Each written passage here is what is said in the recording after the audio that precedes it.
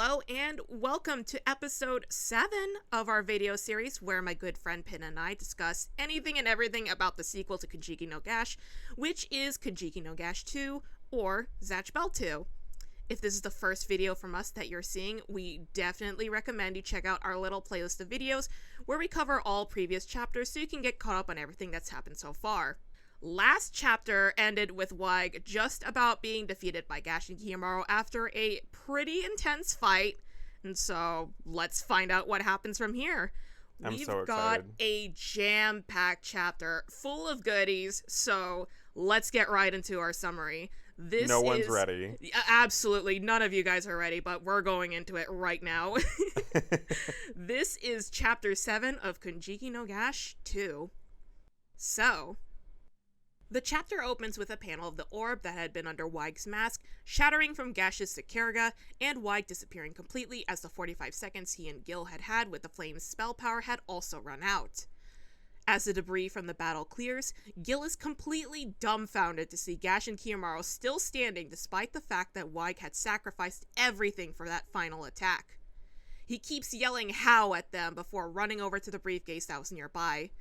He grabs the spell bottle with the snowflake inside and is about to use its power against Gash and Kiyomaru, but he's stopped by a loud, commanding voice in his head. The voice speaking tells Gil that it's futile and that they will not allow Gil to squander this power. Gil argues with the voice aloud, informing it that he's facing off against the king and his partner, adding that even Waig lost because of them. As Gil insists that they need to strike back, a sphere of light begins glowing around Gil. Gil realizes what's happening and begins cursing as the light around him is taking him away from the scene, and his body starts to slowly disappear. He yells at Gash and Kiyomaru, telling them that they won't get away with this, and that they will be going down. But for now, Gil is gone, and the battle is over. Kiyomaru hesitates before stating he and Gash managed to pull this off, and lets out a sigh of relief. Immediately afterward, Gash tackles Kiyomaru with a hug, telling him over and over again that he missed him so much. Kiyomaru struggles in Gash's grip and tries to tell him that it hurts and for him to get off. Gash, still embracing Kiyomaru, thanks Kiyomaru. Gash tells him he hasn't changed a bit, and he starts to cry as he tells Kiyomaru that he's just as reliable as he's always been. Kiyomaru hugs Gash in return as Gash just repeats how wonderful it is, and we see Kiyomaru with a look of endearment. That's so good. Sweet. So sweet. But first I want to talk about how Gil was so pissed. Oh, and he got went, so he went heated. straight for that spell bottle. He was gonna settle things himself. No, he got so angry. It was scary seeing how angry he got. Like, seriously. his expressions, like, he's pissed off. Like, oh my god. And he's arguing with whoever, saying, like, no, I'm gonna take care of this now. The king and his partner are right here. I'm gonna settle this. And then he's, like, forcefully, like, yanked out of the whole battle. Like, that is crazy. Like, I guess I mentioned this in the previous episode too, but again, I was so hoping to see what the ice or plant bottle would have done, but it looks like that will remain a permanent Zatch Bell mystery, unfortunately. Yeah, like, I remember when I was glad that he was getting whisked away because then it was like the battle was done. But at the same time, I was like, but I wanted to see what was in the bottle. Same, like. And what can he do? What can he do with it without Waig? Like, because he used Waig as a vessel for the fire one. So it's like, what can he do with the ice one? And I'm just like, is that Raycom's bottle? I'm so curious. I just want to know, like, Raikou, just tweet out the answer for me, please. Thank you. Yeah, give us, like, a spell bottle data book or something. Oh, I'd love that. We need, like, a third data book. I would love that so much. Oh, God, tell me about it. Also, like, when we see this voice suddenly start talking to him, when I was first reading through this, I don't have no idea why, maybe I was going through things a little too fast, but I thought that it was, like, his internal thoughts or something, like, I don't know, some argument with it. I have no idea why I thought that until I finally realized later, it makes sense that, it's someone else trying to tell him, like, don't do it or something. I have no idea. Yeah, I mean, because something like this has never happened before. I think it wasn't until, like, I mean, like, I don't know, just eventually after more time with the chapter and everything, like we noticed that like those speech bubbles are like drawn differently, which is usually like obviously like in manga that's like a way that they can indicate or convey something like special about it or whatever. And so it's like the speech bubbles looking that way with like the harsh like jagged black outlines that like were very thick and everything were kind of, and just like an indicator of like, oh, someone else is talking to him right now. Yeah. And I mean, whoever that is, like they are also mad, but like at Gil. Yeah. But also, like, again, Gil is just so mad. He's still arguing back with them. Like, it's so funny still, just like seeing him forcefully sent back. Like, he is being denied his choice of continuing this fight by literally being pulled away. It's such an unsatisfying end for him specifically. And of course, he's out here saying shit like, "This isn't over yet," and it's just it's again, it's scary seeing Gil so pissed off, but at the same time it's kind of funny for me. Like, he's literally being sent into timeout here or something. I don't know.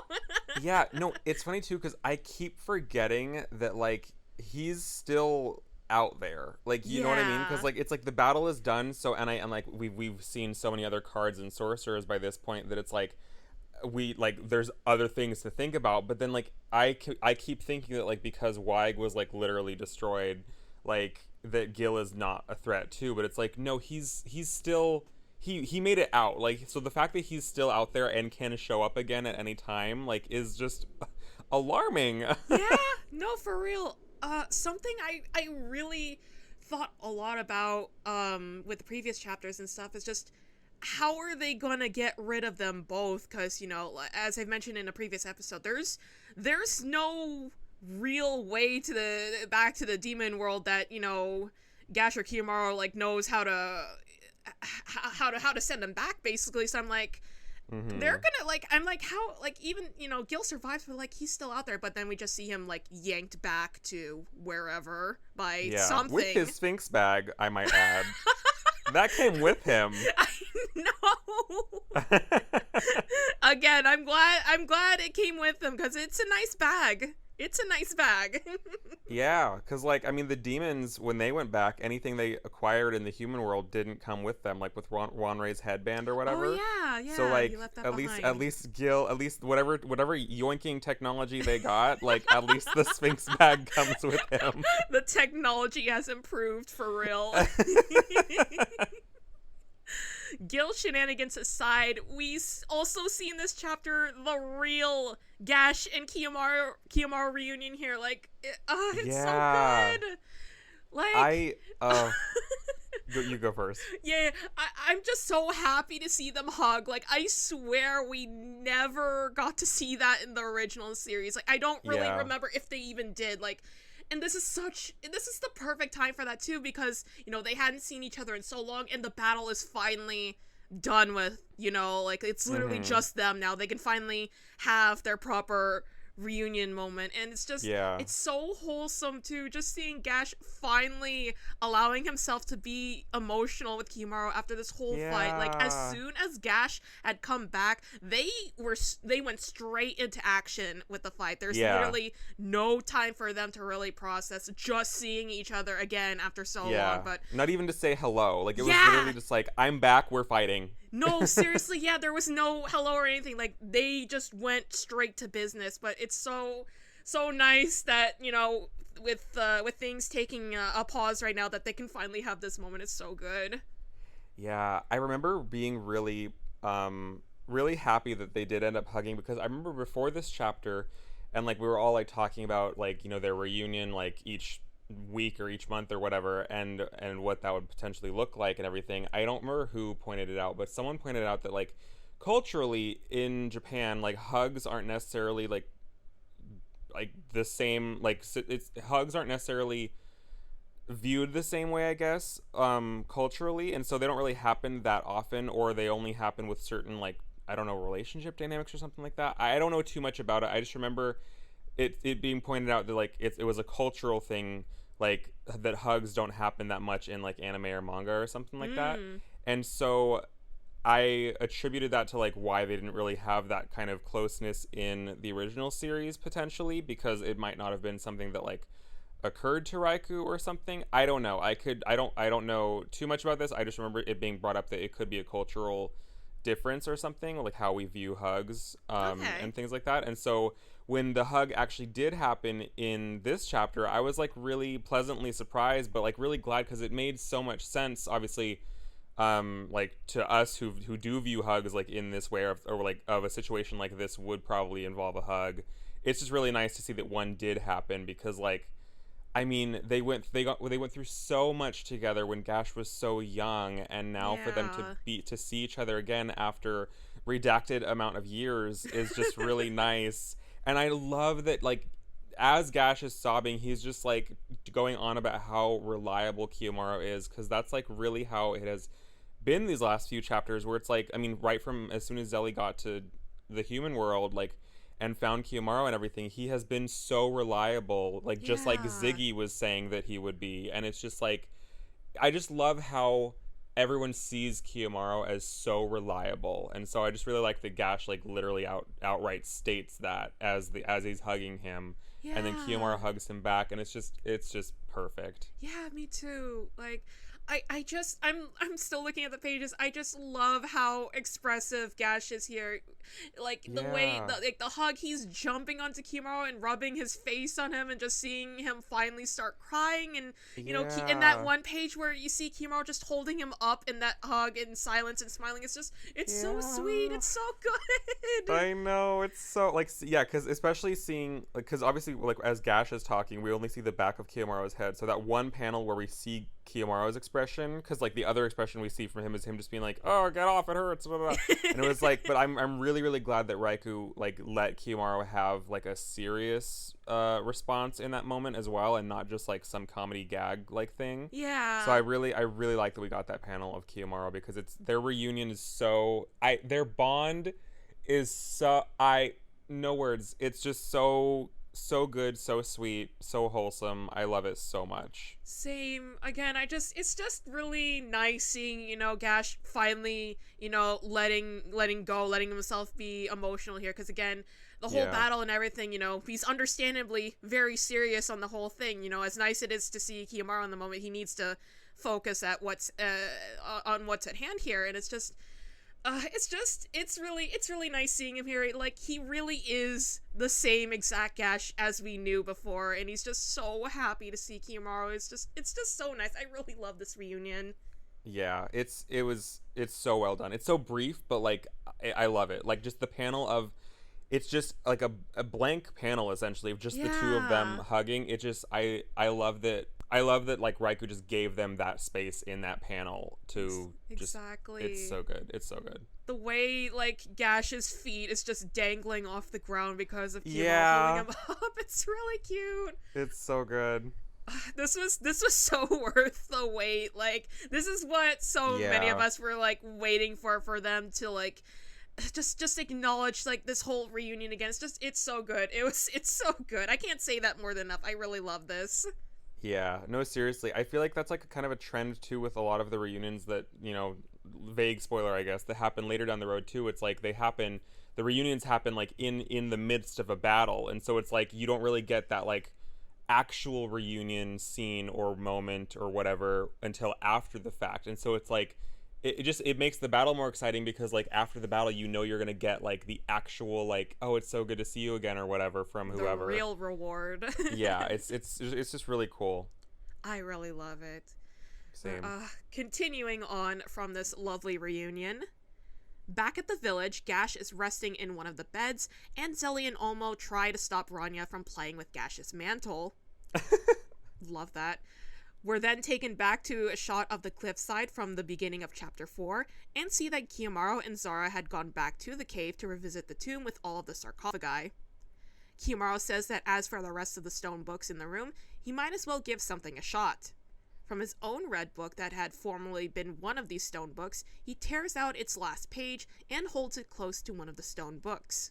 The stone book glows, and much like his book had in the previous chapter, the stone book opens its front cover, and the blank page merges with the stone book's binding, and the stone book becomes a proper spell book again with paper pages that can be flipped through. Kimaru is happy to see that it worked and observes that the book's color is white and all of its pages are blank, but that they're made of paper now. Next, we see Kimaru and Zara have compiled all of the stone books that had been in the room. Kimaru thinks to himself that if he keeps tearing pages of his own book, the pages will eventually run out. So, he instead takes a single page from each new book that was revived via this method until all of the stone spellbooks have been revived. Each book in the pile begins to glow as they begin to rise off the floor and shoot out of the opening Gash had previously blasted through the ceiling, and the books disperse in different directions across the sky. As Zara and Kiyomaru watch this, Kiyomaru tells them with his thoughts that he's counting on them. Zara asks Kiyomaru what they should do with all of those mummies, and Kiyomaru wonders if they should just leave them all there, saying they'd make a great tourist attraction. Zara agrees it'd be a highlight for sure, but that she'd rather not run the risk of more monsters showing up looking for them. Kiyomaru reluctantly agrees and takes out his smartphone. He says that he isn't sure if it's too much trouble, but that he'll give him a call, and we can see on Kiyomaru's phone that the name of the person he's about to call is Apollo Genesis. So, quite a few things to talk about here. First things first, Gash is so happy to be getting some rest, but meanwhile, Rania is just having the time of her life, just playing around with his mantle, and Zelly and Omo are just panicking about that, and it's just, you know, I know for sure Zelly in that panel is just being like, stop, that's the king's mantle, or yeah, like, put it down! Put that down! It's so fun. It's such a cute panel. I love that we got that little glimpse. Same. He's so happy to be getting some rest, dude. I love his smile there. I know.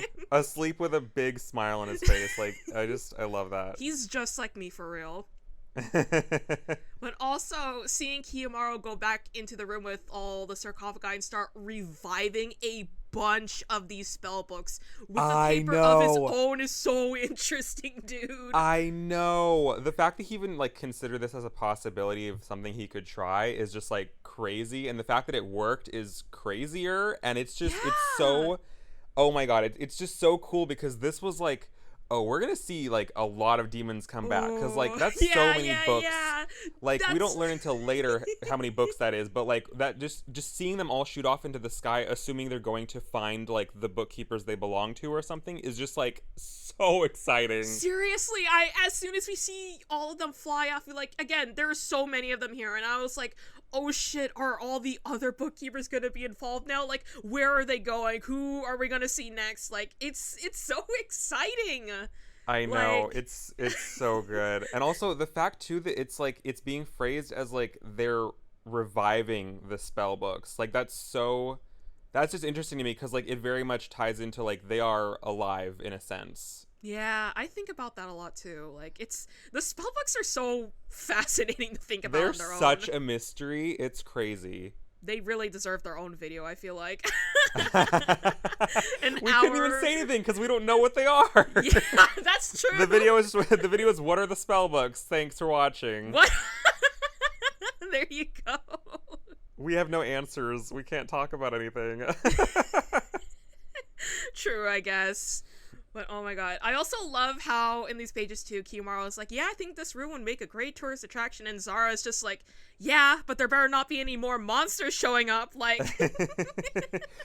it was crazy. I didn't realize until we see that panel of him standing right up in front of one of them, how like massive some of the sarcophagi are. Like there are like these are not humans that are inside of these things, and it's just like it's just crazy seeing the size difference. Like they're so huge. No, seriously, there's a really big variety of them. Like you said, there's some that are like really huge, and there are some pretty small ones too, so it's like... Yeah, like the Rops one. I've been thinking about that one so much. I'm like, that is an intentional design choice. Like, that is not random background details. Like, that means something. Yeah, that's how I feel about the one with, like, the broken off horn or whatever, because I'm like, that's literally Barry. Like, that's literally... Yeah, and there's one that's gotta be, yeah. There's one that literally looks like Pamoon, too. Like, the way, like, the arms are crossed and, like, the star-shaped hair, like... Come on. I know. I'm like, okay, Raikou, you can't do this to us. Like, what is this? How is this possible? For real. Like, real. is it like whoever prophesized the big prophecy? Were they able to, like, I don't know, see what the demons in the future would look like and like make the sarcophagus like according to that shape? I have no idea. And then they're like, for berries, they're like, oh, at some point he's gonna lose one of these horns. I'm gonna break off this one. Like, how does this work? Like, they have this, you know, this fully finished sarcophagi with 2 horns, and then one of them's like, get rid of one of them. Cut one of them off. Yeah, this just in. He fights Elsador and loses. And I mean, he wins, but at what cost? Oh, does he win? Oh my god, fake fan. Elsador loses, but Barry loses his horn. Okay, well, close enough. We got a fake Zatch Bell fan here. Get him, everyone. Oh my god, I'm so sorry. So from after this episode, this is my last episode, guys. From here on out, Dev will be taking care of the summaries and the discussions. I'm sorry. Exactly. But also, seeing Apollo Genesis in English. I know. That was so good because this was the first time. This was the okay. So like for anyone who doesn't like know or whatever, in Raiku's blog that Dev and I keep happening to bring up on accident, like at one point I think I don't know if it was someone's question for him or something, or if he just outright shared this fact or whatever. But I think someone asked him like, does Apollo have a last name or something like that? And Raikou was like, yeah, it's Apollo Genesis. And like Raiku's blog and maybe one of the Q&A like sections he put in one of the ebooks or something in the future, I'm not sure, contained this answer. This was never in actually like the official series or any data book or anything like that. This all was after the data books had been published, because there are 2 data books if anyone wasn't aware of that. And so this was the only time that it was ever mentioned that Apollo had a last name, much less what it was. And so now to see that like tie in, or I guess to see that become relevant again in chapter 7 of the sequel, was like, we all lost our minds. Like, seriously, seeing Apollo Genesis like acknowledged and recognized in the series was just like, what? It was an actual jump scare for me, because again, this is information from Raiku's dusty old blog, not from his Twitter, his old blog. Unless you go deep diving in there, you're never gonna know Apollo had a last name. Like, I think nowadays, like you said, maybe it was mentioned in one of the Q&A books, but I know for sure it's mentioned in Toakizu, the most recent Zatch Bell mobile game. Like, it's mentioned there, but like this here on this page, I swear to God, this is the first like instance where it's recognized canonically in the series. Oh, fully, yeah. This is genuinely, yeah, like that's not just like a hunch or anything. Like you're right. This is fully the very first time it's like in series, not like out of like a side mention or whatever. This is the first time we're seeing it. It's so weird, dude. It's so cool. Weird to see and it like, acknowledged. Yeah, and like aside from just the fact that like it's being acknowledged and everything, just also the fact that like he's in Kiyomaru's phone. Yeah. So it's like they have some level of contact still after redacted amount of years. And it's just like, it's just, I don't know. I just love seeing glimpses or like proof, I guess, of like some of them kept in touch over the years or whatever, or I don't know. I just like that a lot. No, same. It's really nice to see that he still has his number after all this time, but also like just the fact that like Apollo was mentioned here. I'm like, are we gonna see him soon? Like, Apollo's gonna be here? He's gonna be in the sequel? Yeah, it's also really weird seeing Kiyomaru with a smartphone, because like obviously in the original series in the original series, like, I mean, that was like the early 2000s, so it's like they all had flip phones or things like that, and so it's like just to see Kiyomaru with like modern day technology is just a little like a little weird to see, honestly, but like cool. I mean, it makes sense, but like it's just like, wait a minute, why does he have a smartphone? No, same. But like this is literally 2022 now in the series, so it makes sense. I love how Kiyomaru has one of those chunky and super durable phone cases. Like, of course he would. Like, I love that detail. That is his choice. I love that detail because I feel like the other phones we see later on, I feel like they still kind of speak to whatever character is using them as well. And so the fact that Raikou even thinks about what phone case these characters have, like it's just he knows these people so well. Yeah, they're his it's OCs. So good. They are, and it's so good. I love it. But oh my god, crazy stuff already, but that's not even the half of this chapter. Let's keep going. You have no idea. Well, I mean, you have an idea, but you, the listener, has no idea what's next. I have no idea what I'm gonna read next. As you're reading the summary, you're like, oh my god, no way. Exactly. All right, so continuing on. Later, with everyone now back at the village, everyone gathers around a long table, ready to dig into another large meal that had been cooked up. Gash is so excited about how tasty the food is, and asks if he's really allowed to have as much as he wants. Kiyomaru pauses and watches Gash enjoy the food for a moment before asking him if that's Gash's real body, or if it's the body of the mummy that had been inside the sarcophagus that Gash had broken out of. Gash answers matter-of-factly that while he can eat just fine, he's sure that this isn't his real body, and says that he's just borrowing it for now.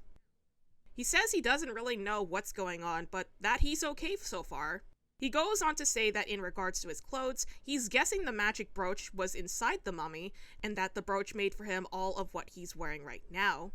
Kiyomaru knowingly asks Gash if he knew about the stone book and the mummy, and if that was why he'd sent Zelly and Olmo to come find him.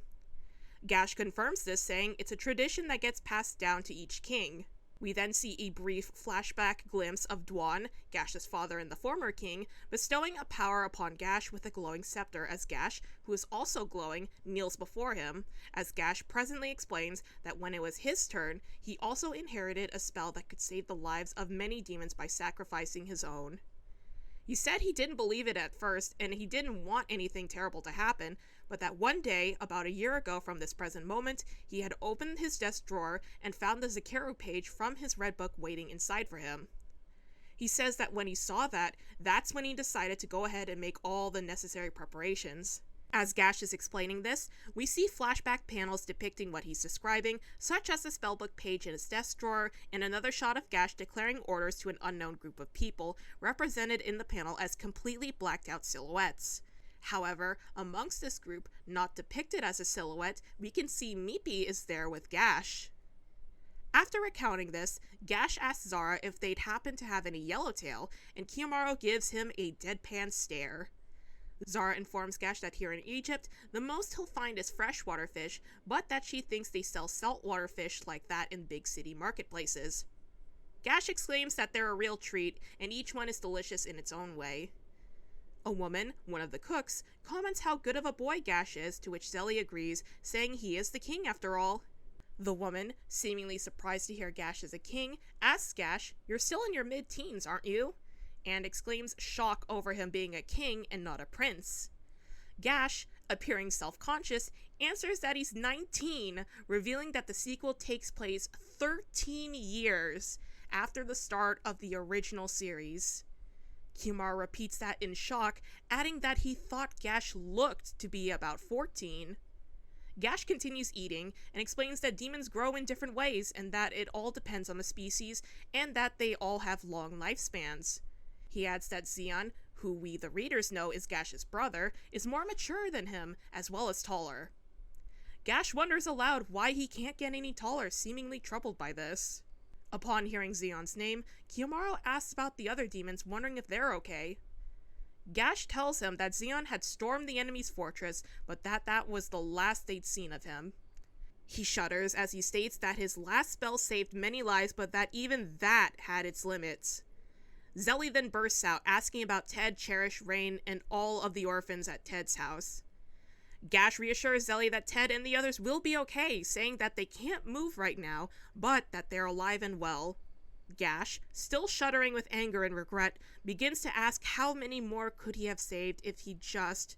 but Kiyomaru stops him, assuring that Brago, Ashron, and many others can more than hold their own, even without using spells. He says that he's sure that they have their own battles to fight, and tells Gash not to take on too much by himself, declaring that Gash did everything he could. Gash thanks Kiyomaru for saying this. So quite a lot to go through here. We can start at the very beginning first, when it's all pretty peaceful. You know, I love how happy Gash looks here, you know, smiling and enjoying everything. Love this little outdoor meal everyone's having. And again, the food looks super tasty. It looks so good. But I also appreciate how Kiyomaru just went straight into asking some important questions like, is this Gash's real body? You know, considering how he had died in the demon world, but suddenly came out of a sarcophagus in the human world. And, like, his answer is so interesting here. Like, what do you mean this is a borrowed body? Like, what happens to your real one? Like, it's probably just in the demon world, I guess. Somewhere. It's somewhere. Like, is he even actually alive then? Or, like, you know, what happens if he gets badly injured or something with this one? Does he die again or something? Like what's going on with this? There's so much I'm wondering about that simple statement, you know, it's a borrowed body, but like I need answers. Yeah, like does he have to eventually transfer his life fragments from this mummy body to his actual body, or does he not even have, like, where is his actual body? I don't know. There's so much, like, and also him saying his brooch was in the mummy or something too, which recreated what he's wearing. Like, that's also interesting. But again, like, Gash, you know, he does answer this question the best that he can, but at the same time, I'm like, can you please elaborate more? Yeah, like, so the brooches, like, what? Like, are they were in the sarcophagi, so it's like, do the brooches have more of a connection with the spell books rather than the demons than we thought or something? Like, there's a lot to, I don't know. And I'm so afraid too with this whole, like, mummy body borrowed body situation. Like, does this mean that, like, after all of this is over, like, Gash dies? Or that's what I'm wondering too. Like, does he die still? Like, I mean, I hope not. I hope they're able to just, like, transfer, like, his whatever from this borrowed body over to, like, his actual body, like, once they're in the demon world or something like that. But I mean I guess that has yet to be seen. But it's very curious. I can't really say much on it because, like, we don't know anything about it, but I just think it's interesting. It's been so, you know, the fact that we're going through these chapters again, it's been so long since this little fact was brought up. I completely forgot how Gash is, like, technically this walking corpse, I guess, since this was, like, a mummy's body, and the thing about the brooch too. Yeah. I'm like, there's so much. No, literally, like, so much happens each chapter. This has definitely been, like, a bit of a reread for, I mean, what I guess it literally is a reread for me, because there are so many details here and there that I forgot about, and it's really interesting thinking about this whole, like, mummy borrowed body situation. No, same. And it's also very interesting that the reason why Gash even knew about the stone books and the mummy was because this was all just some sort of knowledge and power that was passed down to him. Like, it's really cool getting to see these little glimpses of things in the demon world, but it's so fascinating. Like, it's very, that's all I have to say. It's so fascinating. Yeah, no, another thing I forgot too was that, like, the Zakeru page, like, went to, like, sent itself to him basically, essentially, and it kind of feels like the books were either aware something was coming or whatever, and they knew that they would need the demon's help or something because they knew that they were going to be, like, attacked or burned or whatever, and so it's like one of them knew to, like, reach out to Gash or something, and so, like, because of that page, like, that is the page that that Kiyomaru draws on to give to Ziggy, to give to Zelly, to get to Kiyomaru. And so it's like, and that was a year ago that they gave that to him, or that the page, that the spell book gave its page to him. And so it's just like, it's crazy to think about how, I don't know, how far in advance they knew something was up, and how they reached out to Gash for help because they knew that he would be able to help them. Like, it's just so, like, what? There's so much to unpack. Like, I know. And Mippy, like, Mippy was there. Like, that's the thing. Like, I know we talked about this, I think, in an earlier episode, maybe, or maybe just amongst ourselves, I'm not sure. But, like, I was under the impression that Mippy was just, like, one of the demon kids along with, like, Zelly and Olmo. I had no idea he was, like, Gash's, like, in a sense. Not that he belongs to Gash, but, like, I had no idea he was, like, affiliated with Gash more than he was with Zelly and Olmo. No, same. Like you said, I also always thought how, you know, I always assumed Mippy was always associated with Zelly and Olmo, and they had always been together, but it seems that he has more of this, you know, connection with Gash than we really thought. And so I just so badly want to know, how do they know each other, and why was he there amongst all these other officials? Like, why is this little bear dog here? Like he's way more important than we can tell right now, and we can't even guess that. It's so interesting. I just want to know more about him. Like, why was he there, and how does he know Gash? Yeah, it really caught me by surprise, because, like, I wasn't expecting him. I mean, no offense to him, but he just seems very background character. I thought he was just another one of the demon kids along with Zelly and Olmo, just for the sake of, like, I don't know, just like just for the sake of variety amongst the new characters and everything. And so it's like to see him in these very important moments with, like, just Gash and everything from a year before any of this even happened. It's like just finding out that there are implications that he's more important than we ever could have anticipated is just so mind-blowing, kind of, to think about. Like, who are you? Like, what are you? Seriously, what are your ties to the king? Like, what does this mean? What does he know? Yeah, what does he know? That's what I mean, because he's been with Gash for a long time then. Exactly. It's just so fascinating, the way that this little dog character has so much more going on for him than we can really tell right now. And I love how immediately right after Gash talks about some pretty important and serious stuff, he's already asking about Yellowtail, like... Yeah, he's like, this isn't my body, so do you have Yellowtail around here, or... Like, excuse me, can we go back to that first part? Yeah. Like, I'll get you your Yellowtail after you tell me more about what's going on. Like... Yeah. And also, I couldn't believe we already get an age reveal so soon. And Gash thank God is for 19. That. Hell yeah. Oh my goodness. Like, as soon as we had figured out that it's been 13 years since I crunched the numbers for everyone we knew, yeah. I was gonna say, like, we went to work finding out all the ages for everyone else, because, like, literally that's all we needed, just one age for someone, and then we got everyone else figured out.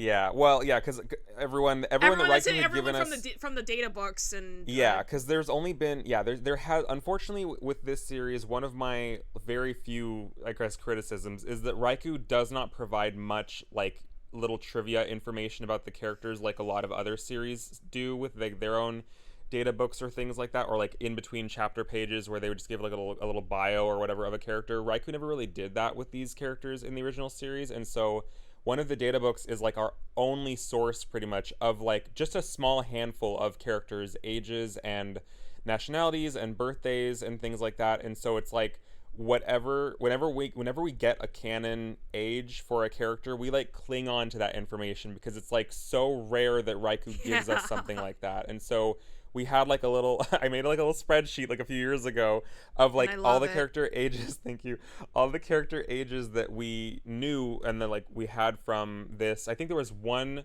character age that came out in, like, a Q&A question. It was Genso's age being... Oh my god, I forgot about Genso's age being mentioned. Yeah, and so after that, like, we had, like, the whole list of ages and everything, and so as soon as we found out that Gash was 19 and did the math, because Gash was 6 at the beginning of the series, and Raikou never gave a, like, canonical like numerical amount of time of how long the original series takes, but he did answer in, again, one of his blog posts that the original series roughly takes like a few years, like quote unquote a few. So like that's honestly up to interpretation. Me personally, I read that as like 3 years or so. So in my head, I feel like Gash is 9 by the end of the series, but none of that is ever actually canonical or numerical like information that was given to us. However, we know at the start of the series, Gash is 6, and so that tells us that the sequel is 13 years after the start of the original series. But so because we had all those ages, and now we knew 13 years was like the number from those ages, then we did the math and found out a bunch of character ages, like for demons and bookkeepers, that we had the ages for. And it was just so exciting and satisfying to know everyone's ages of like what. So like when we know when we're going to see them in the sequel, we know how old they are now, and it's just I love knowing that about characters. And so it's hard to make peace with the fact that we don't know that about so many of them, but I love that we at least know a handful of them. That's why I'm always asking for a third data book. A third data book could fix me, honestly. It's interesting how seeing Gash sort of self-conscious about, I guess, like how he doesn't really look like his age, how Kiyomaru is like, oh, I thought you were 14. What do you mean you're 19? And then I love how Gash starts off by saying, you know, well, demons grow in different ways. And then he's like, Zeon's taller than me, I guess. And why can't I be like him? And then it's just, yeah, he went missing. We haven't seen him since. Oh, well. Like, I know.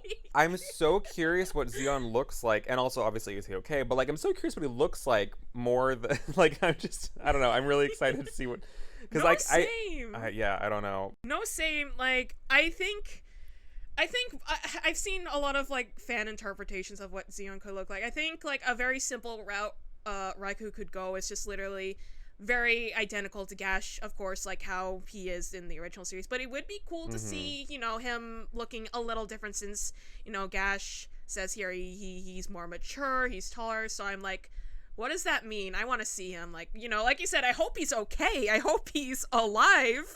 Yeah. But I'd also like to see him. So that'd be cool. Yeah. I liked too that Gash being 19, I just thought that was a nice, like, I don't know, change or like I guess subversion, because I feel like usually with time skips, like the character is just like still a teenager or something. I mean, obviously 19 is a teenager, yes, but like that's like very close. That's a lot closer to adulthood than I thought Gash would than I thought we would get to see Gash. And so to see him at 19, like technically an adult, but also still a teenager, obviously. But it's just like, I don't know. I just really like that was the age, or that's the time skip that Raikou gave us. And then so obviously this meant that Kiyomaru is 27, which is like very young for a professor, but like, I mean, he's smart as hell, so it makes sense. But like, I just love that when we got this information from Gash, we also like then knew how old Kiyomaru was, and he's 27 and things like that. Because I think that in the earlier chapters, like once we realized that he was a professor, like I think 27 to 28 was like the number that people like maybe early 30s were was the number that people were guessing for him. And so it's like to see that we were kind of like right in the same ballpark of how old he actually is now was just like really cool. I had no real guesses as to like how big of a time skip we could expect to see, but I definitely wasn't thinking, you know, 13 years since the start of the original. Crazy. Like, it's really crazy. And also Kiyomaru being 27 is like so interesting for me to process too, because when I first started getting into the manga, when I had my whole Zatch Bell rediscovery era in high school, I was 14. I was the same age as Kiyomaru in the original series, and so as I'm reading the original series, it's just you know, like we've been the same age as I'm reading it, and of course, you know, growing up and stuff, no sequel or anything, you know, I'm getting older, you know, Kiyomaru stays the same age, you know, 14, but it's so, but with the sequel coming out now, it's back to where he's now older than me, so I don't know, I just think that's kind of funny, like, just, you know, looking back and, you know, thinking about, like, oh yeah, the characters, you know, as I'm growing up, the characters are basically, they stay pretty much the same forever, but now with the sequel, he's back to being older than me. It's just really cool to, just having grown up with the series in a way. I don't know. It's really fun. It's like they're kind of all in our age range now. Yeah. Even though it's like, it's really cool. No, same. Like him being in my age range before, and now him again being in my age range now. It's really cool. It's just really neat, like just growing up with these characters. It's really I can't say more than enough how cool it is, because it's true for me. I really like that a lot. Yeah, and I like too that like they are, because I feel like with manga, or in this genre, I guess technically. Although I mean, side note, I feel like this series and the original series like blends so many genres together. It's really hard to like pinpoint it in a certain like.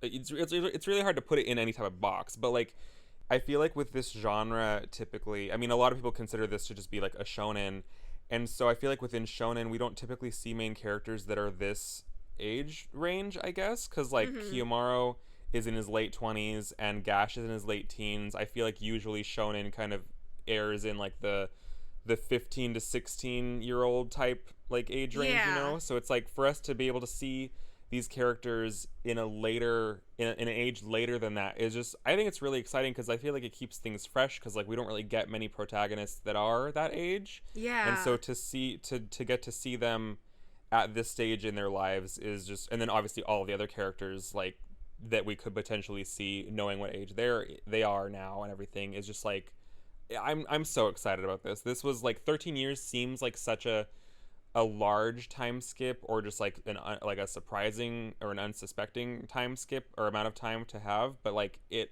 all just works so well, really does. And I love it a lot. It really, really does.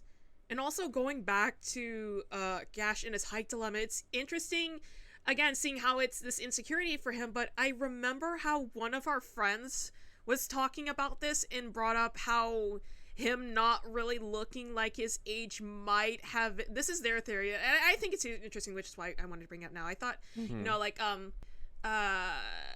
not looking like his age might have been the result of how in the original series, where we see these flashbacks of him living with the caretaker that his parents had sent him to live with, there were these various panels showing how it looked like he was starving, given how his face looked, especially his cheeks. And this is all just a theory again, but it's like malnourishment.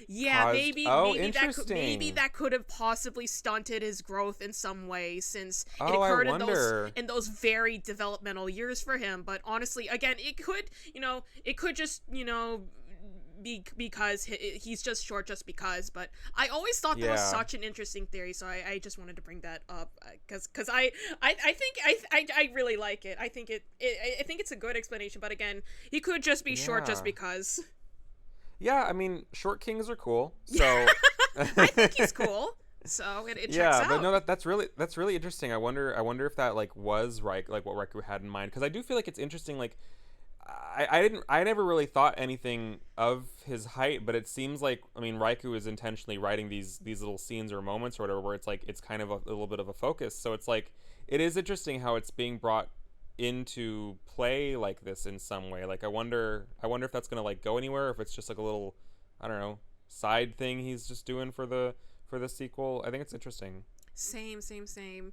Also, like later on in this whole conversation they're having, it's like completely understandable how Gash just has so much guilt over everything. Like, as powerful as he is, and despite him being the king, his power still has limits, and which means he cannot save everyone, which is just this thing that's so hard to accept. But like, I also appreciate Zelly asking for an update on Ted, Cherish, and Rain, but the way that Gash says they're fine, but they can't move right now, like, what does that mean? This was something that went over my head. Obviously, like, because at this time we have no idea what that means, but like, I mean, so this was something that went over my head, and when I was rereading this, I was like, oh my god. But like, you'll have to wait, I mean, listeners, you'll have to wait for a later chapter for illumination on that, but like, it was just like, I was surprised that it was something that was mentioned and phrased this way back, like this far back, because like I didn't even remember this back at this point.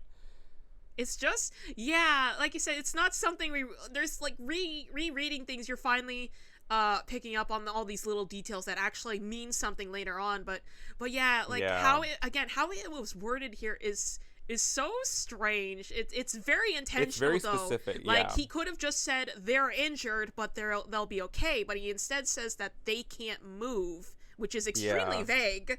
And we don't really find out what that really means until later. But for now, again, super vague. No idea what that means. Very, very intentional wording right there. Yeah, I forgot, too, that he, like, literally says they're alive and well. Like, I forgot that was confirmed, like... I forgot this chapter, basically. Like, it's well, that's why we're going over it. Yeah, for our sake and no one else's. Yeah, but no, I like that it was addressed, and I like that Zelly like did ask him about it, because like obviously she has a lot of respect for him, like the way she's just like, he is the king after all. Like she really looks up to him and everything. I mean, he literally saved her life, and now she saved his, and so it's like, but even with that respect, I'm glad she's like, what about Ted? Like, where? And also the fact that she phrased it as Ted's house, I thought that was interesting, because like, I just thought it was like an orphanage, but I didn't know it was like, it's Ted's house. Like Ted lives there, I guess. Yeah, I have no idea about that either. Like, all right, I guess it's Ted's place then. Sure. I guess, yeah. Cool. Also, I loved Kiyomaru like listing off other demons. Like I just like when there's any reference to any of the characters we know already. Like just seeing that like those are the characters that came to Kiyomaru's mind when he was like these demons are strong, like they'll handle themselves or whatever, and we just get to hear him like, you know, mentioning like Brago and Ashran and things like that. Like I just really like I just really like him mentioning them, I guess. No, same. I just really like hearing about all these other demons mentioned. Like I really want to know more about what happened to them. Are they okay and stuff? But it's nice to get some acknowledgement for them. Like, and again, I do like seeing how Kiyomaru reassures that Gash really did he really did everything he could do given the circumstances, and points out how there's also, again, all these strong demons who could still hold their own, but Gash is just going through a lot. Like, he really feels the heaviest burden of responsibility for everything, considering that he is the king, you know, this figure that everyone in the demon world looks to. Like, all he wanted was to just give everyone, you know, a good life, but quite literally the worst possible situation had suddenly happened. Like, countless lives lost, and the whole world feels like it's in ruin. Like, he is supposed to be this person that everyone can count on, and he feels like he had failed everyone because he really can only do so much. As it's pointed out, that his strongest spells have limits, but nevertheless, it's so nice still to see Kiyomaru doing his best to reassure him that at the end of it all, like, he's still there with him. He did what he could in the demon world, but, you know, Kiyomaru is here with them now, and that they're going to do what they can about, you know, this mysterious threat, whatever it's not happened. Over yet. It ain't over yet. But, so good. Like, this whole, like, lunch scene is, like, really, really interesting. Just so much just brought up here. Anyways, whole lot of stuff discussed at the table here. Let's continue and find out what else happens in this chapter. We still got many, many more surprises and things to talk about. Yeah, you're still not ready. I specifically am not ready. Not you, the listeners. I know. Anyways... Later, Kiyomaru, Gash, Mippi, Olmo, and Zelly are all paying their respects at the spot under the tree in the outskirts of the village where Zelly had buried the upper half of Ziggy's body that had traveled to the human world with them in Chapter 1. Gash tells Ziggy that he'd done well playing such a painful part in all of this. Zelly and Olmo are crying, and Zelly tells Ziggy that the king is here now and that his plan really worked and that she knows the king will avenge him too. You know what, since there's a pause here, the thing I remembered, I was going to point out, like, the Ted's housing, that was actually written in furigana in, one of the pages, like, where Zelly's asking about, like, Ted, Cherish, and Rain. That's actually in furigana, so that's interesting. Oh, interesting. It literally says Ted's house, so I guess it really is his place. Wow. That's cool. I'm guessing the kanji it's over must mean like orphanage or something, but for some reason it's also written like that in the Furigon. I have no idea why, but... Well, I guess it makes sense if he's an orphan too, then I guess he just grew up to live there and he's now in charge of the... I don't know, Maybe. but I think that's cool. Yeah, I think it's cool too, so... I just wanted to point that out, because I just went back to look at the page, I'm like, oh yeah, it's right there. That's interesting. The more you know. Alright, so back to continuing with this. Gash kneels before Zelly and Omo, telling them both that they'd done a great job in a role that was just as hard. He promises to them that he'll take back the demon world and save the lives of everyone they've lost. Gash then glances at Mippy, and the two wink at each other. Kimaru tells Gash that they'll have Ziggy move to a gravesite in the village later on, and asks Gash what it is exactly that they're all up against. Gash tells him that they still don't really know who they are, but that they've stolen every spell away from the demons, even his Baou Zakerga. As Gash is saying this, the chapter then cuts away to two-page spreads showing us a giant Baou Zakerga trapped in a large containment tank, seemingly in a manner similar to how the spell bottles each contained a spell's power, only this time on a much grander scale. Behind this tank are shelves with rows and rows of the bottles we'd seen in Wag and Gill's briefcase, and standing in front of the tank, we see a hooded figure watching Baou triumphantly. We get a close-up of this mysterious person, and see that the upper half of his face is covered by a mask. Before we even get the chance to wonder who this is, Gill comes bursting in, angrily addressing the figure as Belial. Gill rushes towards Belial, demanding that he gives him Baou, saying that if they'd had that, there'd have been no way that they would have lost. He says that if it hadn't been for those inferior spell bottles, he wouldn't have been made a fool of by Gash and his allies. Belial raises a hand, telling Gill, "You're alive, aren't you?" and asks Gill if he needs a reminder of who he's talking to.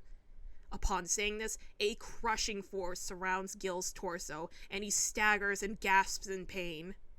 Gill, now struggling to speak, relays to Belial that Wag has been killed. Belial tells Gill that that thing was already dead long before now, just as Gill was. He then asks who would waste such power, referring to Baou, on the likes of Gill. Belial muses that with Baou, all of his dreams shall finally come true. As he says this, we catch a glimpse of one of his eyes through his face mask and can see that the shape of his pupil resembles the orb that had been underneath Wag's mask. The chapter then cuts to another two-page spread, this time in full color, of a massive, otherworldly-like castle, designed with an architecture we've never quite seen before in our few times seeing the demon world, and a starry celestial sky in the background. It's unclear if this is in the demon world, but wherever this is, this appears to be Belial's base of operations. So, crazy stuff here. But first, I want to go back to the beginning, and I just wanted to say I was so wondering if they were ever going to address Ziggy and how he's literally buried outside of town, so yeah. I'm glad to see that they finally go see him, and, you know, I was just thinking, like, for a while, are they just gonna leave him here? But it's nice to know at least he'll be moved to an actual gravesite. Good for him, I guess, but... Yeah. I also love that Zelly is saying to him that his plan did work because the king is literally right there with them, as well as the king's partner. Like, everything ended up working out, like, just as he had hoped, so I thought that was really nice. And seeing them all, like, tearing up and everything, like, even Gash, as they're, like, paying their respects to Ziggy, I just really like that, like, I don't know. I really like when characters are allowed to cry, you know, so I like that we get to see that a lot in this series, and especially in a moment like this. And then the freaking wink between Gash and Mippy, like, that is a knowing wink. They know something, and I want to know what it is. I want in on that secret. Same. I'm like, they really know something. Like, Mippy is way more of an important character than they're letting on right now. Like, I so badly need to know. Like, it really feels like he has this much bigger role that we still have no idea what it is, but Gash is in on it. Like, what is going on with them? Yeah, like, can you please share with the class? I'm dying to find out what Mippy's importance is. Like, is he... I don't know. I have no idea. Is he secretly another character or something? Like, did Gash do to him what he did to Clear Note? And, like, and Mippy is, like, secretly one of the... I have no idea. Yeah. It's really hard to speculate, like, what his role could be. Like, what... It's just...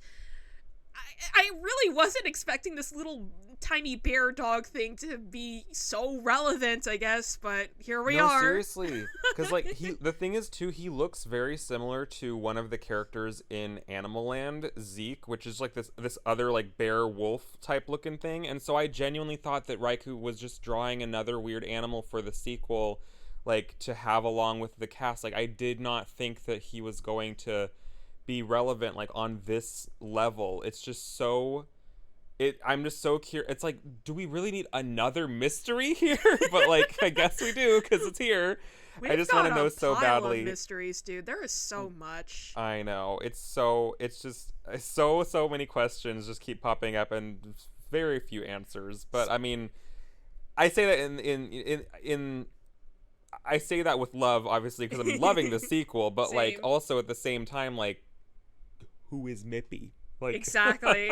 Speaking of things popping up, the way it cut away to seeing this massive Baou Karga in this containment tank. Yeah. And Baou looks pissed. Like, he's mad.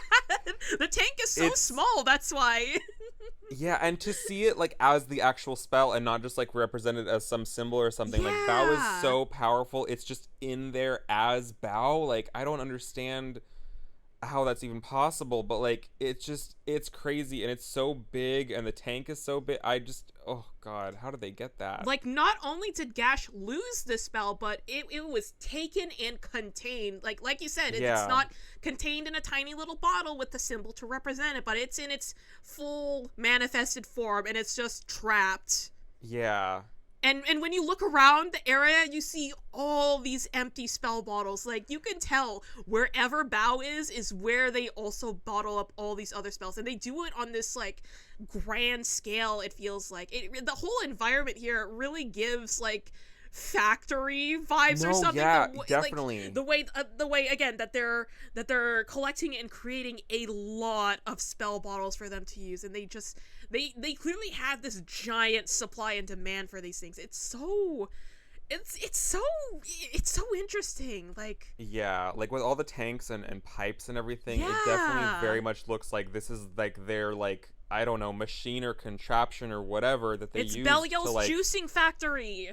Yeah, like to condense or crystallize or whatever these spell powers into the bottles, and it's like it's so I don't even know. And so it's like I'm like, is this the fortress that Zeon went to? Like, is he somewhere here? Like, it's he's trapped somewhere in there. I can feel it. He's in the walls or something, dude. Like, oh my God. I'm worried for him. I hope he's alive, but I'm worried.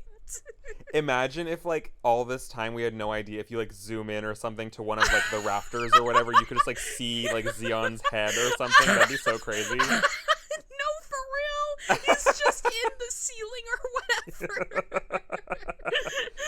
He's in there and now he can't get out. Yeah. And then we get the full body shot of Belial, and like, dude looks crazy. I love his design. Same. He looks so intimidating and powerful, and like unlike anything we've ever seen before in the series. Like, his design is so interesting to me. It really is. He's really giving vibes that he could quite possibly be the final boss of the series or something. I'm scared. Like, I'm afraid of him. And also, like, the guy who's like in charge of everything too. He's really giving off that vibe. And again, he has such a cool and very fascinating design. It's both super mysterious but also like incredibly interesting. And his name too. I'm very Yeah. intrigued by, like, it's very close to how it's spelled here. It's spelled with an E at the end, but it's very similar to Belial. I think it's pronounced the same exact way. Probably like Belial or something like Yeah, that. Yeah, Belial. like so the way it's spelled in the sequel is Beliel, but there's a biblical figure where biblical it's devil AL. or something.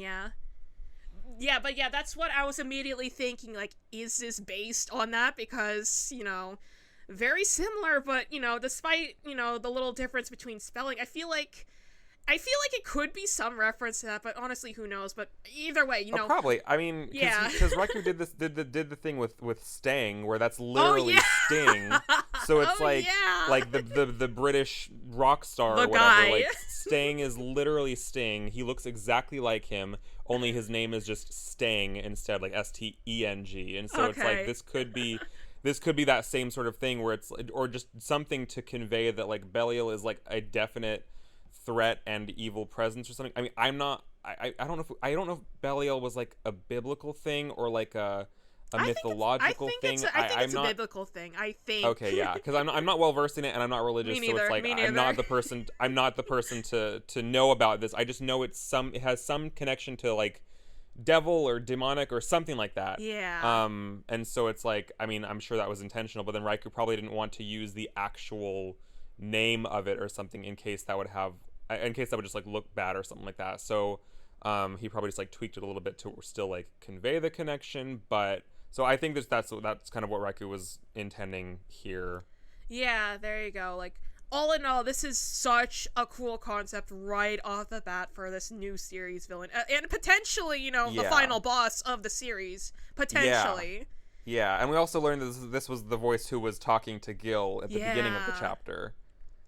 Speaking of Gil, I love how Gil just storms in, yelling at him and demanding that he gives him Baou.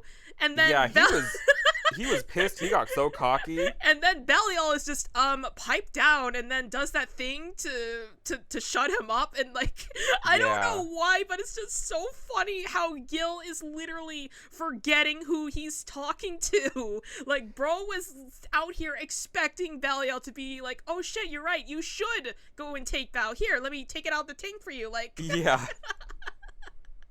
Yeah, it's so funny. He's so mad.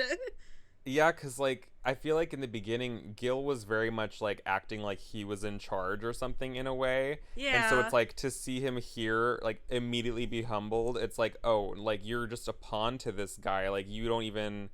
Like, Belial is the real threat here. And just, like... And Belial's power, too, like, whatever he has on Gil... that allows him to be able to like crush his body essentially is like really crazy. And also obviously the fact that he can communicate to Gil like via his thoughts like across worlds and also teleport him back to, so it's like Belial's very powerful. He really like is. We don't know much about him, but we've already seen glimpses of such crazy power, and he has Baou and is like, all my dreams can come true with this. It's just like, and his eye looking really funky. Yeah. Like, and like, I don't know. He's insanely tall, too. Like, that one panel where you can see how small Gil is to him. Yeah. And, like, he didn't even turn around to, like, face him and do that whole attack thing on him. Like, he doesn't even give a shit about him. And also, like, the way that Belial outright says here that Weig was already dead, as was Gil, too. Yeah. So, like, he's reviving... Like, he's bringing people back from the dead to fight for him? Like, what is going on? We're dealing with some really fucked up stuff in this series. The way that he's bringing back people from the dead from this, that's so insane. Like, of all the things everyone was predicting to see happen in the sequel, I don't think that many people were asking to see characters resurrected from the dead to fight Gash and everyone. Like, this is such an insane reveal. Like, I know it's the scary. Yeah, the concepts going on here is just it's crazy. And then we see that gorgeous color two-page spread, and this was I don't think it was the first time, but this was one of like the first time that what am I trying to say? Hold on. This is one of the more notable instances that it happens in the sequel, but Raikou with the sequel, with a lot of these 2-page spreads or these very detailed like images or some of the color spreads or whatever, he actually has been commissioning other artists to work on these pages, which is the first time he ever did anything like this in the series, because like in the original series, all of the color pages and everything were always done by Raikou himself.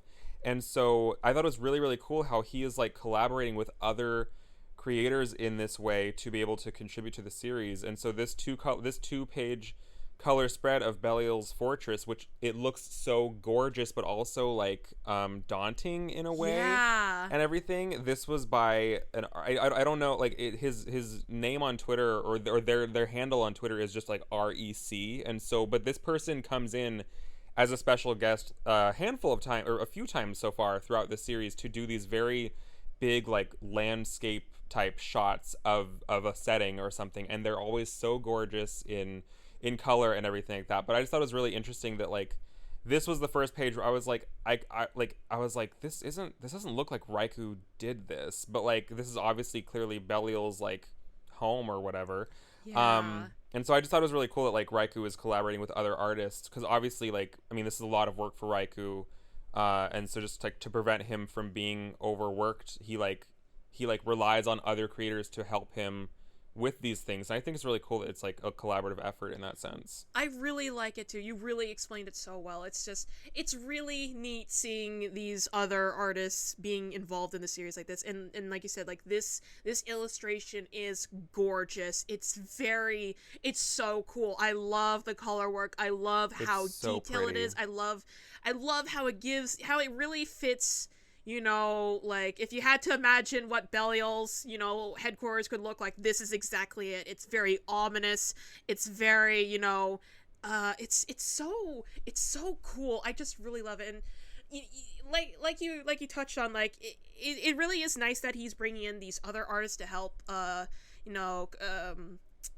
contribute to the series and all that, because you know, this would for sure lessen his workload, and I'm all for that all the way. Something I thought about for a while too is you know, how much something I really liked in the original series was all these colored illustrations that Raikou had done, and you know, that's something I did kind of miss in the sequel, just like all these like chapter illustrations and all that. But I completely understand, you know, how much work making a sequel and all that can be, even with a team and all that. But it's really cool still the way even if Raikou can't do that himself anymore, he can commission these other artists to add these illustrations in, and it's still so fun to look at. I really love the work done here, and there's more works like this later on too. It's really cool. I just love this page in general. Same. It's so pretty, and it's like I feel like it's such a hard, and I feel like it would be so hard too to be an artist that did not work on this series previously, to have to come in and draw something like this where it still feels like it's part of this series but also at the same time doesn't, and I feel like they managed to like strike that balance perfectly, because like this looks like I mean, like the summary said, like it's this architecture that we haven't really seen in the series, but at the same time, it still looks like it fits. But I feel like also because it kind of looks out of place, that makes it more like intimidating or threatening, because like it makes it feel that more otherworldly. I feel exactly. It really contributes to how Belial and everyone else under him really feel like this otherworldly threat, kind of. Yeah. You know? No, yeah, I was just gonna say, like, it definitely, it really fits, you know, the series, but at the same time, it really shows just how, again, otherworldly this threat is. I just really love this page so much. Yeah, no, same. And another thing too, I like that Raikou at the end of the volume editions of like the collected chapters and everything, there is like a little credits page where they credit each of the special guests that come in and everything, and I really like, so they credit this artist like at the end of volume 2 and things like that, and so I really like that they have that credit page where it's just like a collaborative and that it's like acknowledged within like the book itself, and it's not just like oh, someone worked on this. It's like it's fully credited. And I think when this chapter came out, Raikou like tweeted out like thanking this artist, and I think they retweeted it, or they tweeted it themselves on their Twitter, something like that. But I really like that it's just, you know, not like a hidden fact or anything. It's just fully like, hey, this artist did this page, like that's amazing. I thought that was really great. This page is great. I'm still staring at it. I've been staring at this entire time we've been talking about it. It just looks so cool. And again, I just love this whole collaborative effort that's going on here, and how the artist is specifically credited for their work, both in like the volume itself and of course on Twitter as well. Like, could you imagine Raikou coming into your DMs and being like, hey, are you open for commissions? I know. I wonder, like, how did he know? Or, like, I mean, did they know each other beforehand? This is totally off topic from the sequel, obviously. But I'm like, are they colleagues that, like, have worked together in the like, how did he know, like, this is the artist I want to work on this? I just think it's really, really cool. And I had no idea this artist even existed. So it's like this reading, obviously, in the sequel, like, brought this artist to my attention. And so it's just, like, it's just really cool. I really love it. I love everything that's going on with this page, both literally like on what we see in the page and, you know, everything behind it about how, you know, this is collaborative effort and everything. It's so cool. Really love this. It's so good. Yeah. And even in the print editions of the volumes, like, it looks gorgeous in person too. Like, it's so pretty. We love staring at colored pages here. It's the best. We do. We really do. Continuing on with the summary. 1 week later, back in Egypt, Kiyomaru announces to the village that because of the ruins he and Zara had discovered, their village is about to become a large tourist attraction. He tells them that they can rest easy knowing that they'll be able to find good work now as a result. He thanks everyone, telling them that they've been a tremendous help during his excavation, and everyone cheers in response. One of the children asks Kiyomaru if he's leaving, but he tells her that even though they're saying goodbye, he's sure their paths will cross again. Several of the other children cry and hug Kiyomaru goodbye, and Gash looks on with tears forming in his eyes, thinking to himself about how there's everyday life in this village, how it's so heartwarming, and that he can see hope. As more of the villagers hug Kiyomaru goodbye, seemingly to Kiyomaru's surprise, Gash thinks about how this sight and this hope is enough to turn a depressed heart right side up again, and that he wants this back, resolving that he will do whatever it takes to get this back. Later, as Kiyomaru is walking in the village, a man walks by carrying a wooden beam on his shoulder. The man notices Kiyomaru and calls out to him, having recognized him as a guy he'd met in Japan. We see this man is Hige, Zoberon's bookkeeper, and, thinking the battle to determine the king of the demon world has long since passed and is no longer relevant, he taunts Kiyomaru, asking if he still has that book of his, and laughs, saying he didn't think so. Kiyomaru stares at this man, wondering to himself who he was again, as Hige licks an ice cream cone he'd been holding. Later, a taxi van is parked outside of the orphanage. Zara asks Kiyomaru if he's forgetting anything, to which he replies that he isn't and that they're all set. Zara thanks her professor for appointing her as the one in charge of the ancient ruins, and that honorary position comes with quite a big salary. Kiyomaru acknowledges that she's stuck with him all this time through a lot of grief, and that she's earned it, being the perfect person for the job. Zara tells Kiyomaru that he's one professor she knows she can trust, and that she's glad she decided to study under him. She then assures him that she will definitely not be risking her life against any more monsters. As she says this, and Kiyomaru laughs about it, the chapter cuts away to another room inside the orphanage. A sign above the door has Zara's name written in Arabic, and we see in the room is her desk, and on her desk is a spell book. The page in the chapter is not in color, but the shading of the book indicates that it has a color to it, unlike all of the spellbooks in the tomb that had turned white when Kiyomaru and Zara had revived them.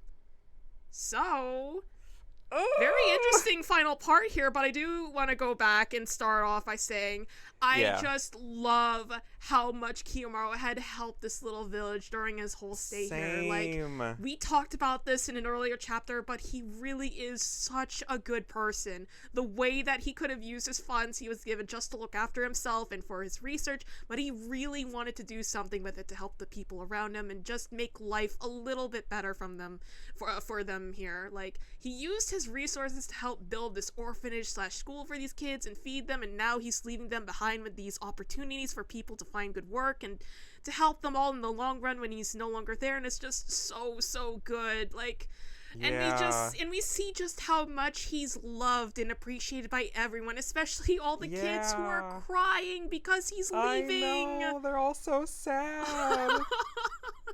I really love this page. It's so good, and on top of everything, it's so nice seeing Gash smile as he's watching things, and like, how he feels his own hope being restored and having a stronger resolve because he wants to see everyone in Demon World happy and thriving again, just like this. It's so good. It's so heartwarming.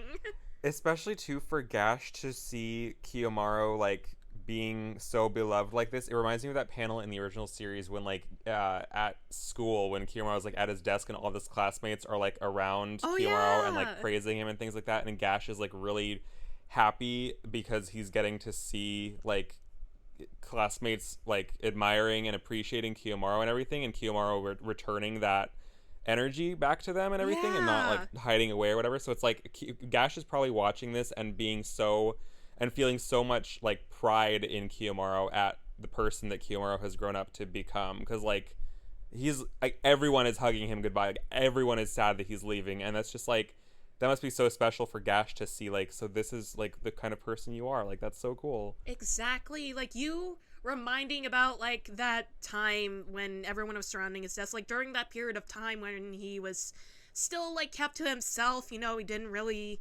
see any you know, he wasn't interested in making friends with everyone. It's so fun to see just how far he had come, basically. Yeah. Like, it's just so good. It's so heartwarming. I really love this. So yeah, it's so sweet. Like Kiyomaru really has become such a wonderful adult here. It's so, I really can't stop praising this enough. It's just so good. No, seriously. But heartwarming stuff aside, no, don't do it. Don't do it. We gotta talk about it. Okay, before we do, can I just say that when I was first skimming through this chapter, when I first bought it, and I was skimming through all the pages, I missed this section. And so for my first read through, I did not catch that we got another returning character briefly. And so for those few minutes, I lived in a universe where this didn't happen, and let me tell you, it was so blissful. There was so much peace in that world, and then I reread the chapter and saw who came back, and I was ripped out of that universe. I know peace no longer. You just saw everyone talking about Hige, and you're like, what the fuck is everyone going on about? Why are we I was so confused. Him? I was like, who the fuck brought up Hige? Like, why are we talking about Hige? Like, there's so many other important things that happen in this chapter. And then I don't know if someone was like, he's in the chapter, or if I just like looked at it myself or something like that. But it was just like, I'm so mad about it. I hate it. It's still the funniest thing ever, hearing you talk about how, you know, everything was perfect until you saw Hige's return. Like, of all, why is he there? Why is he here? I hate it. I think in like my Twitter reaction thread when I was first going through these chapters, I think I said something similar. It's like, why is he here? What the fuck? It's so random. Why this guy out of everyone ever? And the fact that he is the second returning bookkeeper in the series before anyone else, before literally anyone more relevant. It's him. Like, I know. why like, are you here? Nobody asked and nobody cared. No, seriously, like, we don't even know this man's actual name. Like, Hige literally just means, like, beardy or beardo or whatever the fuck. So it's like, we don't even know who this man actually is, and we're seeing him before anyone that matters. Like, what the fuck? Let that sink in. Yeah. And also, like, the fact that Kiyomaru doesn't even remember him. The guy that nearly had his lizard demon blow him up in an empty swimming pool in a theme park. He doesn't fucking remember. He's, like, literally like, who is this guy? It's like, so funny. The face Kiyomaru is making is literally the face I was making as you were reading this part in the summary. I was just like, oh god, this bitch. Like, it's just like, I was, like, referring to Hige, obviously, not you. For me specifically, I didn't know you felt this way. I just, oh god, I hate it so much. And the crowd goes home, yay! It's funny too because he's like taunting. He was like, "You still got that book of yours?" I didn't think so. And it's like, "Oh, buddy, if only you knew what just happened a week ago." If only you knew. This is like the most random shit that Raikou could have pulled. Again, like, why him? Why now? Like, and like, why is he in Egypt? He's not even Egyptian. Yeah. I can't believe this fucking page, dude. It's so insane to revisit. I know. I swear to God, if one of those white flying books went to him, oh my God, gonna be so mad. Future episode title: Pinna is so mad. God. But yeah, this is literally like the most like. Nobody gave a shit that he came back. Like, nobody talks about this page. Nobody cares. Yeah. He came in and now he's gone, and we haven't seen him since. So. Anyways, Hige shenanigans aside, I love like this little fun interaction here between Zara and Kiyomaru. That's cool, but what is up with that spell book on her desk? I lost it because I mean, like I said, okay, so I obviously in the intermission video for, you know, the end of volume 1, so episode 5.5, check that out if you haven't listened to it yet. I talk about one of my theories for the sequel, and one of my theories that I had from like chapter 1 was that Zara was going to be Zelly's bookkeeper.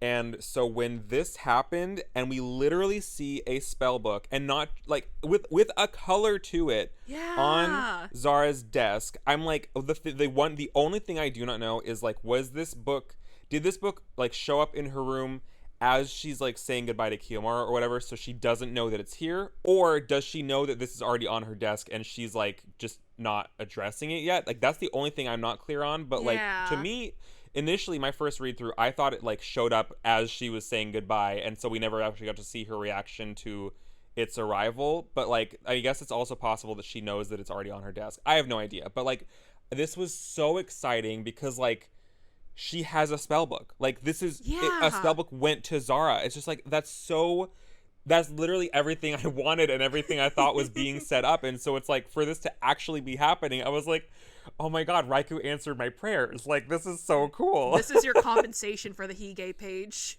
Yeah. It's like, I'm sorry Hige is in it, but look at the next page. Yeah. It's so cool. I love it. I'm so excited about this, and I cannot wait to like get the follow-up to this, because I guess, spoilers, we haven't gotten that yet. We haven't seen Zara yet. We haven't seen Zara since this moment, and so I'm dying to know where this is going, because the fact that she has a spell book and it has a color to it, so it's like, it's not just one of the colorless books that they revived from the tomb or whatever. It's just like, where is this going? Like, it's so exciting, and I have no words other than just, I'm like really excited about it. Like, it's so exciting, you know, the fact that we get to see, you know, returning bookkeepers, but the fact that we can see new bookkeepers, and especially that Zara is gonna be a new one. Like, I need updates. I need to see her again. Seriously. Also, I want to point out too that when we see her name like tag or whatever above the door to her room, this was the moment where, so the katakana for Zara's name is spelled as Zahara, just because that's how katakana like syllabically it works. Like it's structured that there's no way to actually spell it the way it's meant to be spelled. But because we see her name written in Arabic here, this is how we were able to find out that her name is actually Zara and not Zahara, the way the katakana spells it. And so it was really, really cool that like not only did Raikou or whoever do whatever research they needed to do to figure out how to write her name in Arabic, but like I love that we also get to see this because it shows us what like, so we know that we're calling her like the proper name and everything, because up to this point we had been calling her Zahara, because we had no idea that it wasn't actually meant to be that. And so I really, really appreciate that Raikou included that detail of us getting to see her name written in Arabic and learn that it's Zara, because I just like getting things right. Same. I like to, you know, I like to be correct, so I don't want to spread misinformation. And so I really really like that we got to see her name written in Arabic like this. But God, the book on her desk. What does it mean? I need God, I need her to. The book on her desk too. I got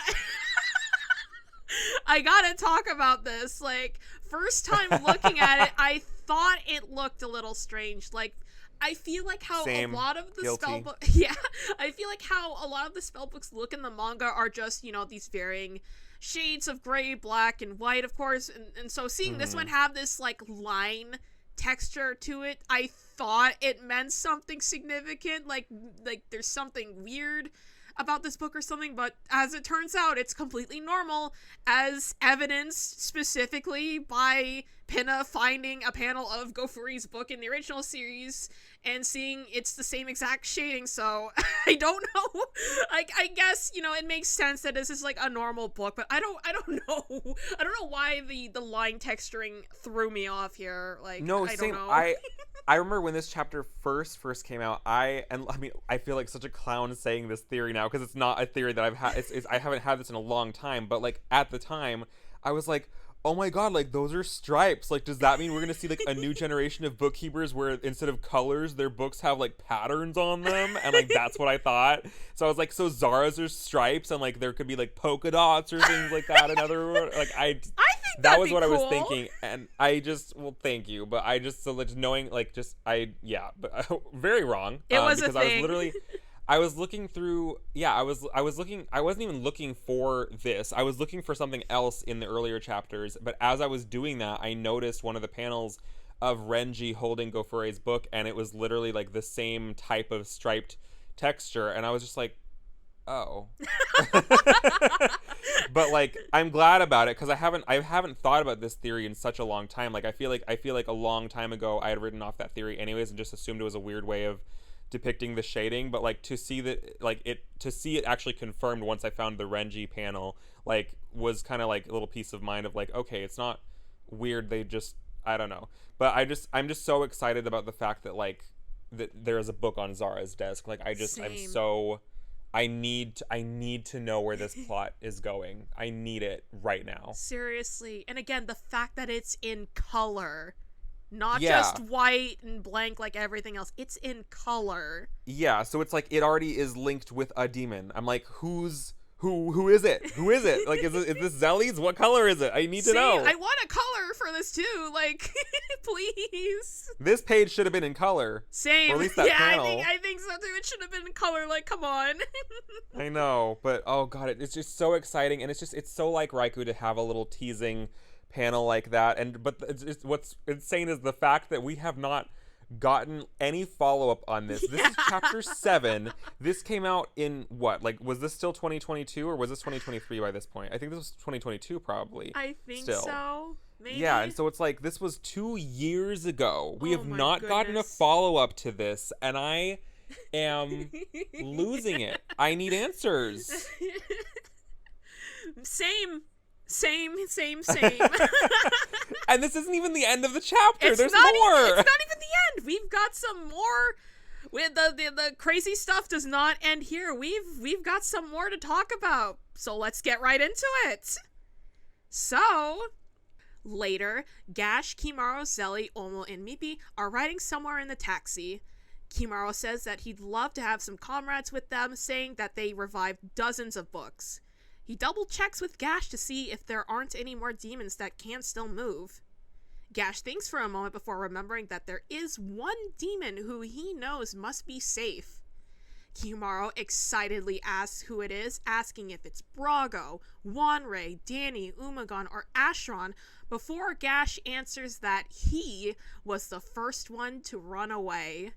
Kimaru, understanding who Gash is implying, appears speechless, and Gash sweats and smiles nervously before answering it's Conchome.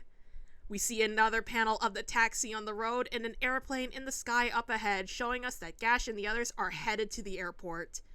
The chapter cuts away to Italy as a plane flies over the city, and within Italy, we're shown a concert hall in Milan with signage all over the building depicting a familiar Italian superstar. Inside the venue, Parco Folgore is performing on stage, declaring himself the one and only hero of Italy. As he dances and performs his iconic song from the original series, Chichi Omoge, the chapter cuts back to outside the venue. We see a close-up of a girl's face as she says that this is it, the city where the demon deserter had scurried away to. The next panel shows a pair of new characters. The girl, who we later find out is named Levy, has a transparent segment in her torso similar to Weig's, and the tall man, who we later learn to be Baou, stands beside her carrying a briefcase. Levy states that it looks like Gil and Weig really dropped the ball this time, and that it looks like she and Baou will have to pick up the slack. And with that concludes Chapter 7. So... crazy stuff. First thing I want to talk about, the scene in the taxi was such a funny exchange. The way Kimaru is just excitedly asking Gash which of these notable and strong demons could they expect to see soon, but then you just see Gash just silent, and making that face is so funny. It's such a funny expression. I love the way that, they made that squiggly, nervous smile. I don't know how they did it, but this is the best panel of Gash. They really captured such a strong emotion. It's just so good. I love how he looks. It's so funny. And also, it's so funny. Here, I couldn't believe it was already time to see Conchome soon. I know, and I was not expecting Kanchame was the last character I was expecting to see next. Yeah. It's so exciting, and I thought that would be the end of the chapter or something. But the fact that we literally then get to see Folgore, that was so hype. It was so, dude, oh my gosh, that was so exciting. My heart was racing as soon as we see that concert hall and see all the signage of him there. I'm like, no fucking way. No way we're seeing Folgore right now. Seriously. But we did. I know. And then not even I thought that would be the last page, but then no, just kidding. There's another page of two brand new amazing character designs of another card and sorcerer duo, completely unlike Weig and Gil, but so cool in their own way still in terms of their design. It just looks so good. Seriously. And I immediately was like, oh my, and then they seem more serious too with Levy being looks like Gil and Weig really dropped the ball this time, so we'll have to pick up the slack. It seemed like she means business. Seriously. And they looked so cool, and I was so, oh my god, no, the wait for chapter 8 after chapter 7 was so difficult because so much was just thrown at the very end of we see Folgore, and then we also see Levy and Baou and don't know who they are yet, and so it's just oh god, that was a time, that was a crazy time for sure. Seriously, the fact that after this chapter, we're in the whole Conchome Folgore arc, we're gonna see them next, we're gonna see more of these new characters next, like you said, the wait was so hard. It felt so long because of just so much exciting stuff was being set up. And again, like you said, I love Levy and Baou's designs. it's so sick. Yeah. Like, I love how ridiculously high Levy's heels are. Like, it is the most impractical thing in the world, but it's so cool, dude. That has higher priority. It looks so cool, and I love Boo's design. His outfit goes hard. I love these two. These two are serving. Like, no, seriously. Belial is sending out his most stylish team to deal with whatever. It's just so good. I'm just like, I can't wait for chapter 8. I need it now. I want to see more of them. I want to see what Consommé looks like. I want to see everything. It's so exciting. No, I love their designs, like, so much. And it was especially, I mean, like, I've always kind of felt this with this series, and, well, I mean, with this series and the original series, but, like, when I saw Levy and Boo's designs, I was like, okay, like, this series is 1000% for the girls, gays, and bays, because, like, look at these designs. Like, seriously, this is queer as hell. It's so good. For real, I love them. I love them. Like, they just showed up, but these are my new favorite characters of all time. No, seriously, like, the high-ass heels and, like, the exposed, like, chest top, crop top type thing that Boo has going on. It's so oh my god. It's just, like, I mean, happy Pride Month. Like, this is just great. The girls, gays, and theys are winning with this chapter. It's true. It's true. But also, like, to go back briefly, like, the way, like, when Gash gave Kimaro that clue that, he was the first to run away, I was like, that doesn't sound right. Why would Consommé just revert back to being this cowardly kid or whatever? Like, he has some very powerful spells and all that. He should be fine. But then I remember, he does not have his spells anymore. So I'm like, that makes sense. Yeah, I thought it was interesting how, like, Consommé was still being characterized as, like, the one who would run away or whatever, because I'm like, hello, do we not remember him at the end of this series? Like, he was badass, but, like, I guess it makes sense, like, if you don't have your spells or whatever, then, like, you might, you know, still be, I guess his I don't know, inner... I don't know. I guess he kind of It's understandable he'd be afraid of things again, considering he's powerless, and also there's some scary stuff happening in the demon world. Oh yeah, but the interesting thing to me too is, like, so he ran away to the human world? How did he even do that? Yeah, no, like, for real. Like, how did he get here? Yeah, because Levy and Boo are in Milan, so it's like they're in the human world, and they were chasing after Consommé, so they're like, he's here. So it's like, okay, so how did Consommé get to, like, how are... Well, I mean, I guess it makes sense because Kimaro said that, like, the door between the worlds is open again, but it's just like, but again, so the door's everywhere? Specifically, like how, I need them to walk me through how did Consommé get here still. Like, yes, the door between worlds is open, but, like, okay, what did he do to get here, though? Like, was there like, is it like Dragon Tales where he just, like... Dragon Tales? Like, is it like Dragon Tales where he just, like, I wish with all my might to go into the human world, like I just, like, and he's whisked away. Might as like, well how does it work? Might as well been.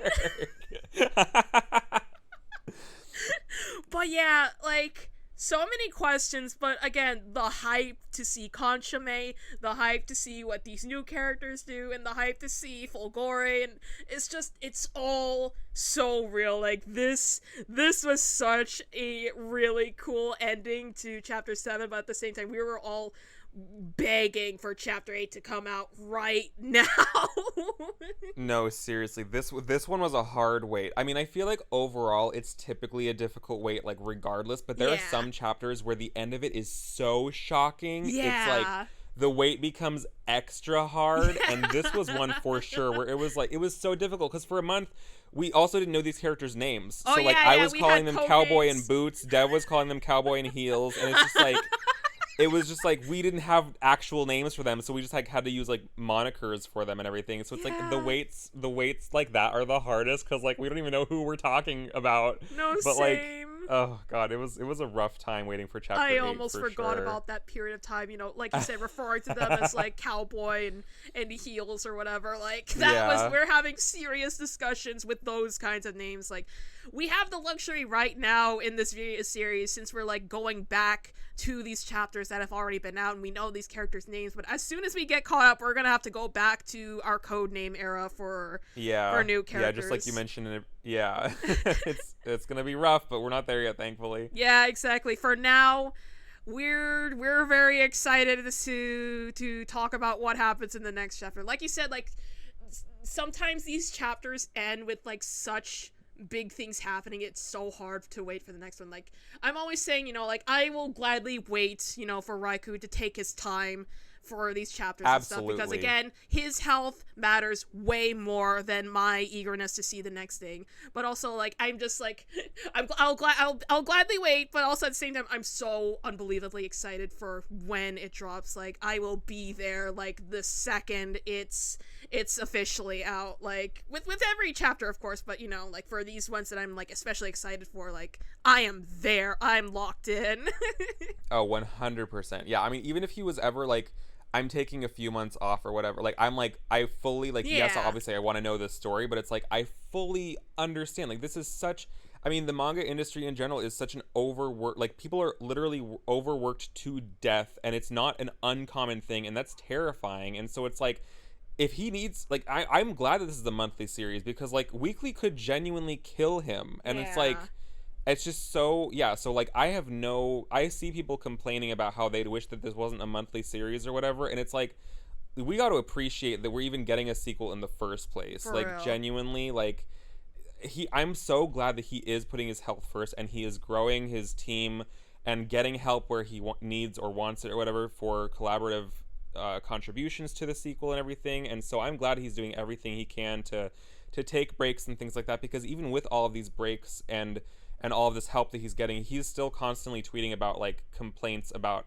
just not feeling well on any given day or whatever. And so it's like he's still not like fully in tip-top shape. And so it's like, we just got to be grateful and patient, honestly. Obviously that's not to you, that's just to anyone else who is like complaining about it being a monthly series or whatever, because like he's cooking hard. He really so it's is. like we gotta just be patient and be grateful. Every like, chapter, that's all I want to say on that. Every chapter is worth the wait, no matter how long it is. Absolutely. For me. Like as soon as it's ready to come out, I'm like, I'm there. I'm at my computer. I'm ready to pay for the chapter. I'm ready to sit down and read through it. Like I'm there. Like I will be there no matter what is. Literally, I don't care if it was one chapter a year. I'm there. Like I'm not going anywhere. I'm a ride or die. Like I'm here till the end, like whenever that is. And I'm here to see what happens in the next chapter, because there's some very fun stuff to talk about in that one too. I say this with literally every single chapter, but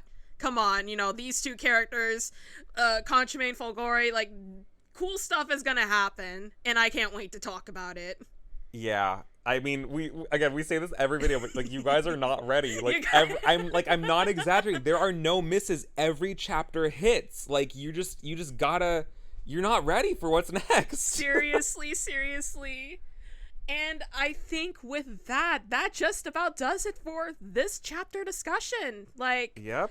What an insane chapter. So much has happened, and a lot of things are being revealed, and there's so much to look forward to in the next one. Like, again, if you haven't read the sequel and you're listening to these videos to get caught up on things, you're not ready for the next one. It's gonna be great. Trust me, like buckle up.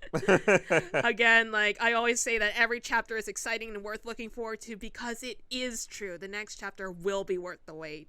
We can't wait to talk about it, but if there's anything that you guys want to share with us, any thoughts on things that's happened with this chapter, or just a sequel overall, please feel free to share it with us. We'd love to hear what you guys think. And I think with that'll do it for this video. So thanks so much for watching, and we hope you guys will join us for our next one real soon. Take care for now, and see you next time. Bye! Bye!